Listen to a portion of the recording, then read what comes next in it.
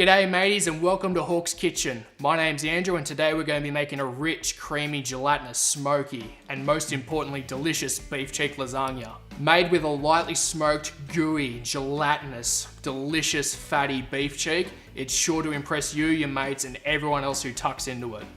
So we're starting today with beef cheeks. As you can see here, they're rich, creamy, marbled, and they've got so much connective tissue that when you low and slow cook them, they're just gonna break down and be so delicious, unctuous, sticky, and just full of flavor. So what we're gonna do is we're gonna take these beef cheeks and we're gonna get rid of all this fat on the outside because that's not really gonna render down and give you flavor. That's just gonna float around and make it waxy and not very pleasant to eat at all. So all we're gonna do is we're gonna take a knife and we're gonna just cut away this fat. So as you can see, you need to be really careful when you trim these beef cheeks. You need to make sure that they're nice and you get all the fat off them. You can see this nice marbling, and you have to make sure you don't take too much meat off them because they shrink a lot when you cook them. So that's something you have to really take into account when you cook them.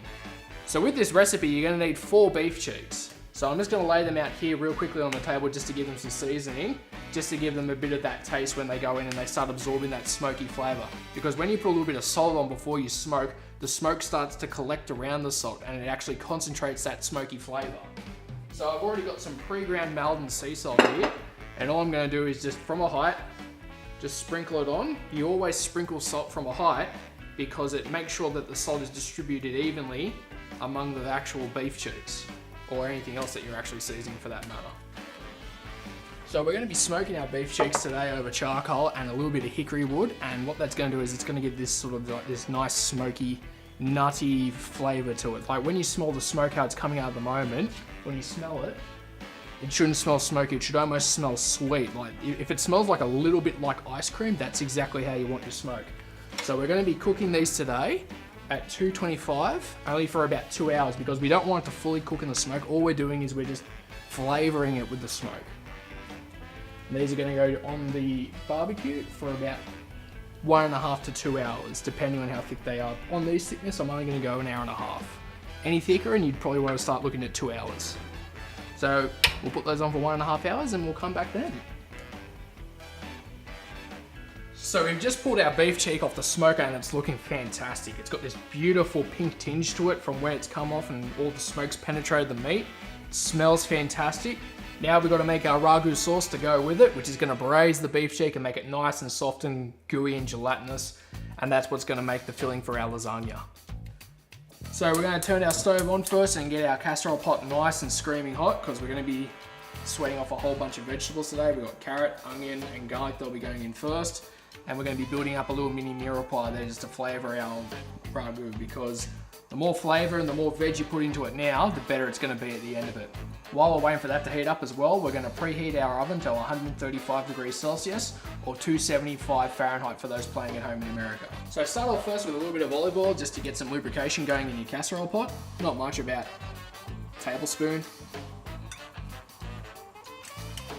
Once that starts going, you add in 1 whole onion,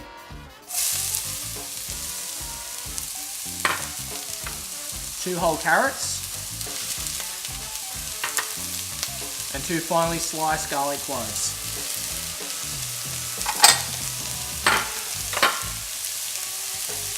And a nice big pinch of salt. One more, because that wasn't big enough.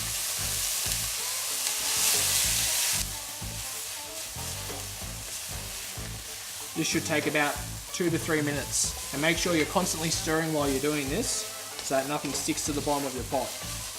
So now that we've got some nice colour on these vegetables, we're going to add the rest of our ingredients for the ragu for the base of it, which means we're going to add 3 sprigs of rosemary, a handful of thyme, 2 cinnamon sticks, a whole bay leaf, and down the bottom there we've got 4 cloves and half of a smashed star anise. Now we're going to put our dry spices in first.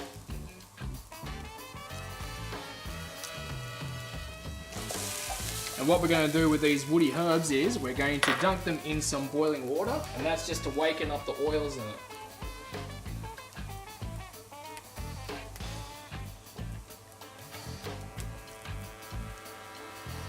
So now I'm really starting to get happy with how that's smelling at the moment. We've got a lot of depth to that flavor. We've got the woody rosemary coming through. We've got the cinnamon. We've got the sweetness from the vegetables. We've got that nice herby aroma from the thyme. And the bay leaf's just gonna add a nice little punch in the background. Now what we're gonna do is we're gonna add 500 mils of robust red wine.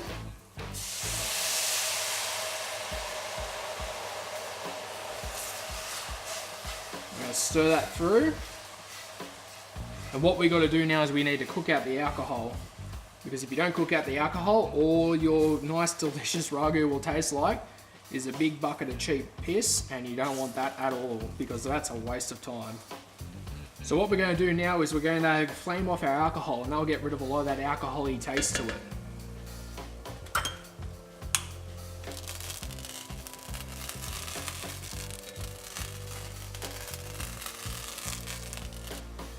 And at the moment, what you should start smelling is something akin to mulled wine. I don't know if you guys have had mulled wine at Christmas, but all it is it's this nice, spicy, rich wine smell to it. You only get the alcohol, but you get these nice, sweet cherry notes and grape notes coming through, along with the nice cinnamon, the star anise, and the clove. What we're going to add next is 500 mils of good quality beef stock. Now I've made this at home with beef bones and a pig's trotter. Adding the stock in now. Give that a nice stir. So now we've had that beef stock, what we're going to do is we're going to add some crushed tomato to the dish.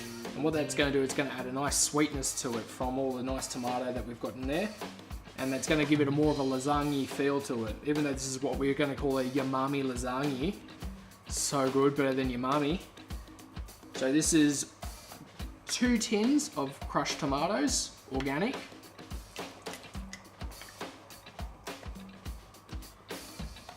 Give that a stir just to mix it all through. And finally, we're going to add our beef cheeks to the mix. So make sure you try and get them as under the liquid as you can. But this is going to come to the boil and it is going to expand as it gets hotter, so don't stress too much about it if there are little bits like this poking up here and there. As you can see, that's come to the boil real quickly. Now all we've got to do is cover it with our lid, put it in the oven for 6 hours, and sit back and relax. And there's a lot of stuff you can do with 6 hours. Put some washing on, have a beer. But let's just face it, let's just sit down and watch TV. So we've just taken it out of the oven and I've got to tell you, it smells fantastic. You can smell all those nice dry herbs that we had in there before. All the spices like the clove and the cinnamon, they're really, really standing out. It smells fantastic. So before we get it all going, we have to sort of remove all the stuff that we had in there before. And once you've gone digging and you've found it all, as you can see, like I promised, that is all reduced down beautifully. You can see all the different sort of herbs in there. All the sauce has gone nice and thick. You can smell it's got that nice smoke that we put on there earlier this morning, and it just smells fantastic. So all you got to do now is you just take your tongs and you just go to town on it. Let's just have a quick taste test because, you know, Nigella can do it, so I can do it too.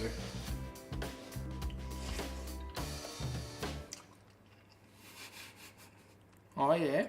Next part, cheese sauce. You get your half onion, you put it in the pot, and you put your bay leaf in. And the best thing to do, actually, is to slide it into the onion. So that way, when you fish it all out later, it all comes out in one piece. And then you get your cloves, and you stud it in the onion. Just like that.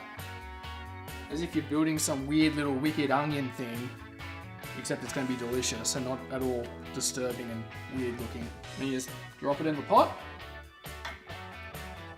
cover it with your milk,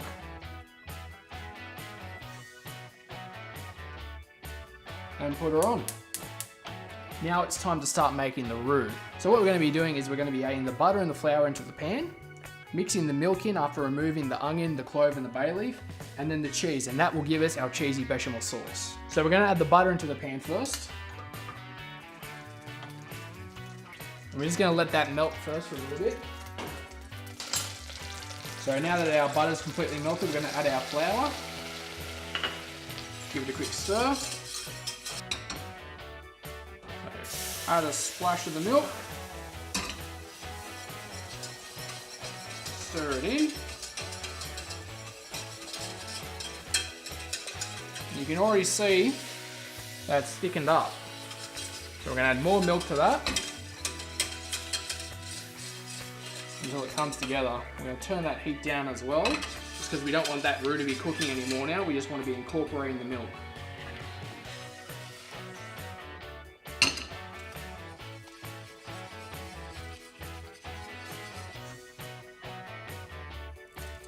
Add the last of the milk.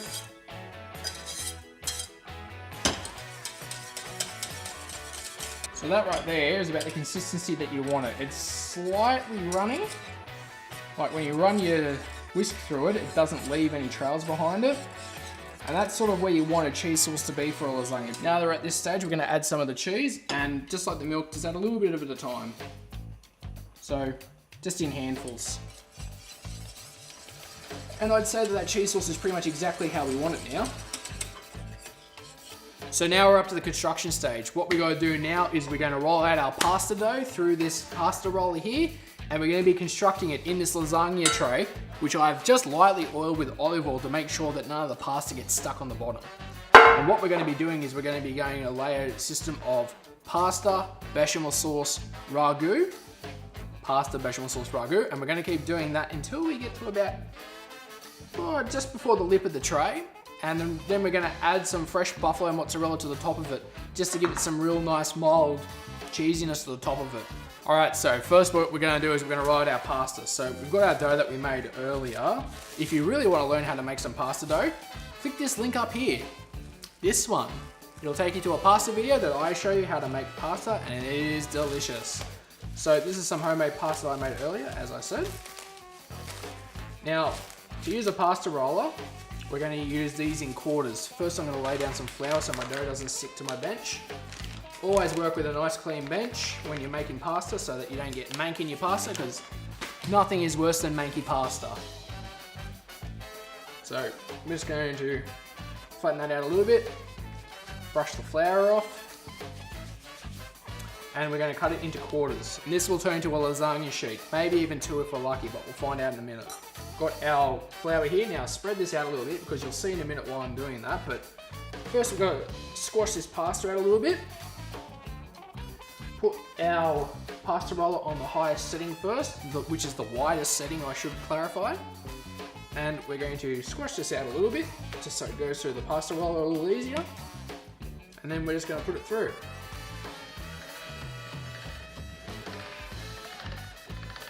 And already that's looking pretty good. I'm pretty happy with that. So, just a brief dusting on both sides again. And what we're going to do is we're going to laminate it. So that means basically we're going to fold it on that, fold it back on itself. And we're going to do that a few times. So this is the first laminate. We're going to do this one more time.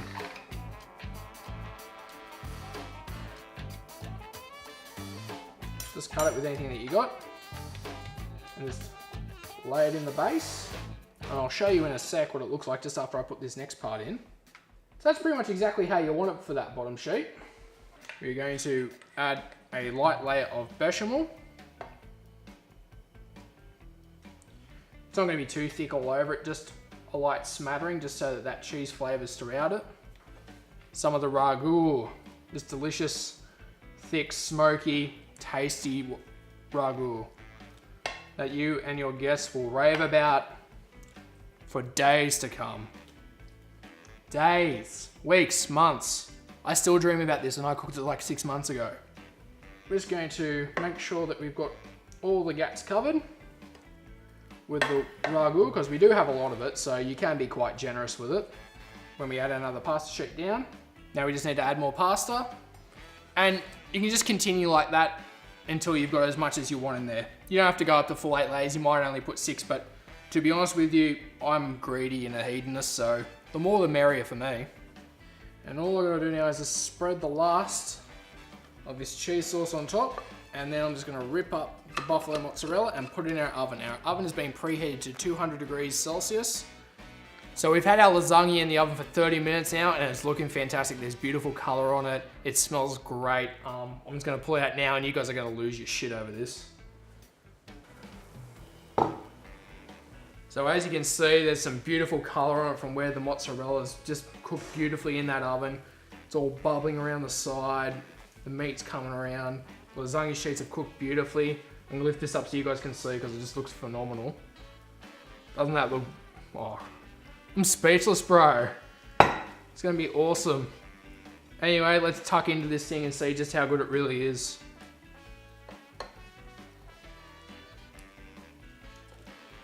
As they say in Great British Bake Off, it's got good cut. Step one complete. And that, right there to me, looks fantastic. You can see all the different layers of the lasagna in there. All that beautiful ragu, that cheese sauce. Man, I ain't waiting for no man at this point. It's been a long day and I'm bloody hungry.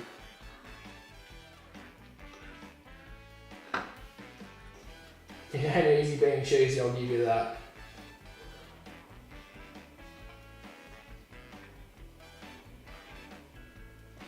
Oh man, that's really good. I'm super happy with how that turned out. That smoke at the beginning, it really just helped add an extra bit of dimension to this dish. Because you have the umami flavour from the stock, all the different spices still come through in the ragu. The cheese sauce just makes it so creamy and delicious and heavenly. It's got this great texture to it. The fresh pasta just melts in your mouth. There's nothing else to really say about it. Get this in you, you won't regret it.